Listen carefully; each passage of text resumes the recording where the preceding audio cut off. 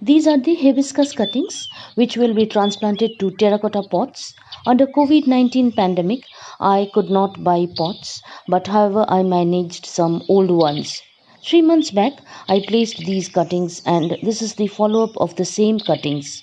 You can compare the cuttings by watching the previous episode. The link will be on screen. All cuttings did not survive, but the remaining stems have wonderful leaf growth.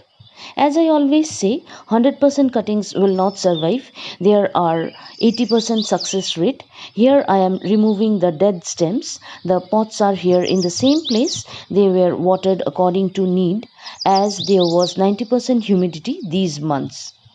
Hope there will be good root formation also. Even I don't know.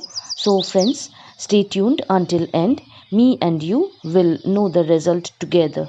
Now let's move on to the next step. Transplanting cuttings is a delicate and tiring work. This is an 8-inch pot. I always follow the same rule for the drainage hole as I am showing here. No soil will pass away, only water will drain out. I have found it the best way to grow plants without any root rot. Always place some gravels at the base before you fill with soil. For hibiscus, you have to take very porous soil for good growth. This is the prepared soil which contains decomposed cow dung, dried leaves, vegetable peels, tea leaf, eggshells. Now adding neem extract which will keep ants away. And will add 1 spoon of fungicide powder, SAF or any other fungicide that you will get in the market. As your cuttings are young, do not add any fertilizer.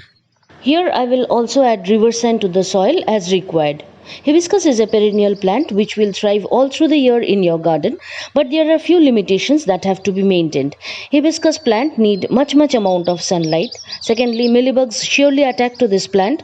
Third, yellowing of leaf happen suddenly and you will not know the reason. Fourth, bud fall is a common problem. Fifth is sometimes root rot. Lastly, non-flowering happen to this plant for years. You will have good green growth but no flowers. These are the very common features of hibiscus. Finally, we can see the roots formed in the cuttings. Friends, hope you can see the roots. It's visible, right? My camera is on the tripod. Sorry, I cannot zoom. My hands are dirty. Let's check the roots of other cuttings even. This is the second pot. Just tap the pot, the stems will be out. The soil used was only river sand and coco peat. This pot has also good root formation. Very porous and loose soil was used. 1 or 2 stems are alive but no root formation. We'll discard them.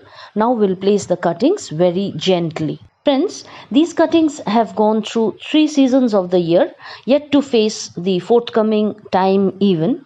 You can get the full update right from pruning the stems, making the cuttings and potting the stems. All the links will be on the screen at the end of the video. Some plants show very good root growth if kept in a glass of water. Though rose and hibiscus grow through cuttings, but they rarely grow roots when kept in a glass of water. Plants like cordyline and philodendron show lovely roots when kept in water. You can watch that video how cordyline stem cuttings are transplanted into pots.